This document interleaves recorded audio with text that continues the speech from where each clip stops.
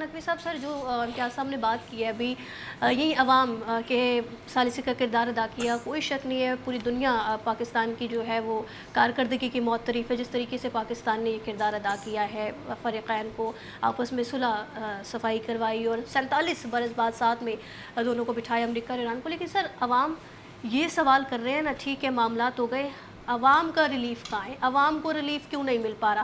اب جو یہ لیوی کی مد میں اضافہ بڑھایا جائے گا، کیا یہ عوام کے ساتھ انصاف ہے؟ آپ سمجھ رہے ہیں سر یہ انصاف ہے؟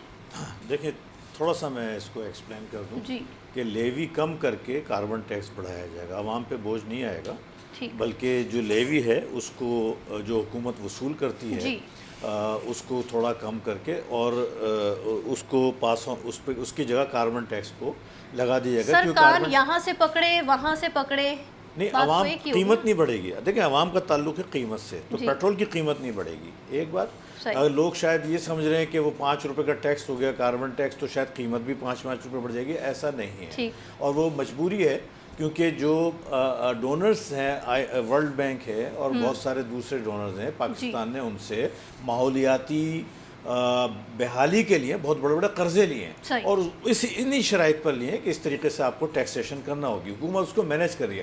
ہاؤ پیٹرول کے گھٹنے کی گنجائش ہے. آپ نے درست فرمایا کہ پچھلی دفعہ آئل مارکیٹنگ کمپنیز کے پریشر میں یا کسی بھی طرح سے حکومت نے ریلیف نہیں دیا. وہ ایک بہت بڑا ریلیف پہلے دے چکے تھے، لیکن اب چونکہ ریلیف نظر آ رہا ہے تو وہ عوام کا حق ہے.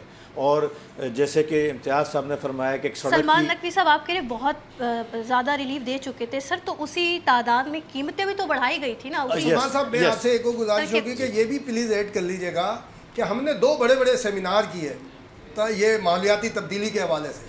انٹرنیشنل ڈونرز نے ہمیں اربوں ڈالر کی اناؤنس کیا، تو ہم جب پاکستان کو اللہ نے اس مقام پہ پہنچا دیا تو ہمیں انہیں یاد دہانی کیوں نہیں کرا رہے ہم؟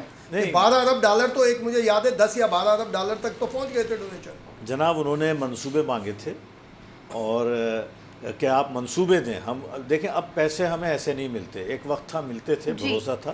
اب منصوبے دیے جاتے ہیں، اس کی وہ باقاعدہ فیزیبلٹی رپورٹ بنتی ہے، اس کا سروے کرا جاتا ہے، پھر اپروول ہوتی ہے.